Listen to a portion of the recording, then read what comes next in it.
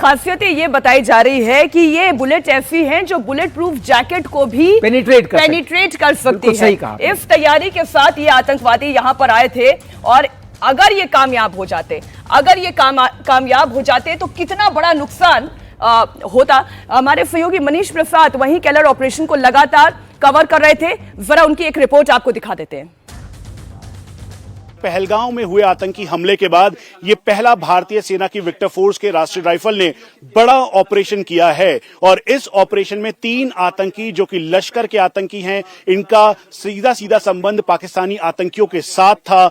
पहलगांव में अटैक में जो 3 आतंकी थे उनके साथ ये लगातार लिंक थे और शाहिद अहमद कुटे जो कि मेन आतंकी है उसको मार गिराया है और उसके साथ अदनान शफीदार और एहसान, ये तीनों आतंकी हैं और इनके पास से रिकवर ये सामान देखिए आप, ये यहाँ पे आर्मर्ड पियर्सिंग बुलेट है, यानी स्टील बुलेट का ये इस्तेमाल कर रहे थे। कुल मिला के करीबन सैकड़ों से ज्यादा राउंड ये हैं, 10 मैगजीन्स हैं, ये कुल मिला के 10 मैगजीन है और आप देखिए उसके साथ ग्रेनेड है। यहां पर शाहिद अहमद कुटे जो कि लश्कर का मेन ऑपरेटिव है उसकी तस्वीर है। हमें यह भी पता है कि कुछ और भी इंपॉर्टेंट चीजें मिली हैं जिसे सुरक्षा कारणों से हम नहीं बता सकते, लेकिन जो लश्कर का कमांडर है वो ठीक फौजी स्टाइल में ही, क्योंकि हाशिम मूसा जो कि पाकिस्तानी आतंकी है, ट्रेंड एसएसजी कमांडो है, ठीक उसी के स्टाइल में इसने गोली को अपने यहां पर लगाया है ताकि ये बिल्कुल वैसे बता सके कि ये कमांडर है और ये शाहिद अहमद कुटे का हथियार है। उसके अलावा ये पाउचेस हैं, ये बैग्स हैं, इसमें खाने का सामान है और जब आतंकियों के साथ मुठभेड़ हुई राष्ट्रीय राइफल की, भारतीय सेना के विक्टर फोर्स की,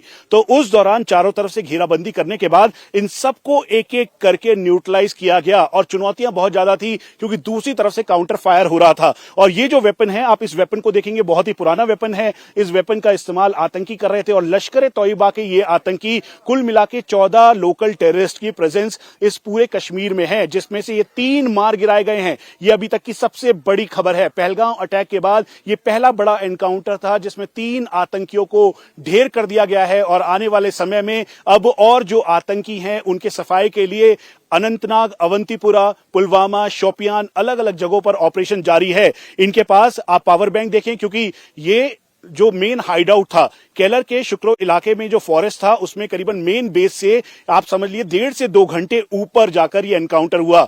भारतीय सेना की राष्ट्रीय राइफल को ये बिल्कुल clear indication victor force commander major general Dhananjay Joshi के द्वारा था और साथ में इसके को लीड कर रहे थे लेफ्टिनेंट जनरल प्रशांत श्रीवास्तव जो कि 15 कोर कमांडर हैं। उनकी तरफ से बता दिया गया था कि ऑपरेशन में इस बात का ध्यान रखना है कि कहीं भी कोई भी नुकसान नहीं होना है, यानी कोलेटरल डैमेज हुए बिना आतंकियों का सफाया करना है। इसीलिए इन पहाड़ों के ऊपर जाकर भारतीय सेना ने अपना कंपनी ऑपरेटिंग बेस सेटअप किया। उसके बाद आतंकियों के पीछे लगे और एक एक करके जैसे ही सिग्नल मिला, टेक्निकल इंटेलिजेंस और इलेक्ट्रॉनिक सर्विलांस के जरिए इसको मुआयना किया गया और फिर जाकर इन तीनों आतंकी, जिसमें एक मेन आतंकी शाहिद अहमद कुटे जिसको लगातार ढूंढा जा रहा था और इसी को तबाह किया, साथ में एहसान जिसके घर को ध्वस्त कर दिया गया था, शाहिद अहमद कुटे इसके घर को ध्वस्त कर दिया गया था और फिर उसके बाद अब इनके पास से ये रिकवरी हुई है। तो ये अभी तक की सबसे बड़ी खबर है। इंडिया टीवी सीधा आपको शोपियान से ये एक्सक्लूसिव तस्वीरें दिखा रहा है। अब शोपियां में लश्कर के जो 3 आतंकवादी ढेर किए गए हैं उनकी पहचान भी हो चुकी है। इनमें शाहिद कुटे लश्कर का कमांडर था। जो गन हमने आपको दिखाई, मॉडिफाइड गन दिखाई दे रही थी, वो उसी लश्कर कमांडर की थी। कुटे की लंबे समय से वो सुरक्षा बलों के रडार पर था और उसका नंबर आखिरकार आ गया। शाहिद कुटे के साथ मारे गए जो बाकी 2 आतंकवादी हैं उनकी भी डिटेल्स आपको दे दूं। इनमें दूसरा आतंकी है अदनान शफीदार। तीसरे आतंकी की कल तक पहचान नहीं हो पाई थी, लेकिन सुरक्षा बलों ने आज इसकी भी कुंडली निकाल ली है। मारा गया तीसरा आतंकी एहसान शेख है। अब आपके मन में कई सारे सवाल आ रहे होंगे कि लश्कर कमांडर, अब ये शाहिद कुटे, ये कौन सी कैटेगरी का आतंकी है? ये कैटेगरी ए का आतंकी है।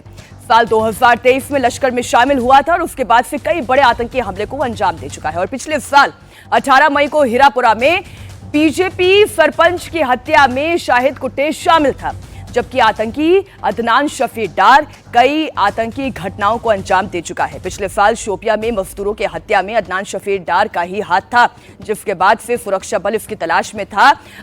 जहां वंदिना मेलहोरा में उस इलाके में होकर आए जहां का ये आतंकी है, उसके घर पर जब हमारे सीआरपीएफ और सुरक्षा बलों ने जाकर सर्च किया था तो वहां से भी बारूद बरामद हुआ था। आप ये समझें कि कितना बड़ा आतंकी था।